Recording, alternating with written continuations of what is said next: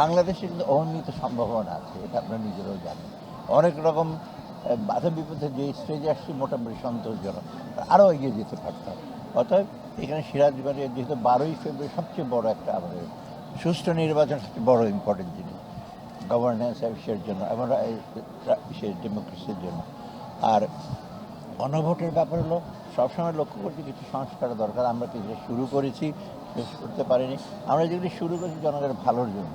আমরা আশা করি ভবিষ্যতে যে গভর্নমেন্টটি আসবে তার এইগুলিকে যেন, এটা তো ওয়ান অফ না একবারে শেষ করে দিলাম, এটা যেন এগিয়ে নিয়ে যায়, সাথে সাথে তাদেরও ব্যাপার যেগুলো করবে।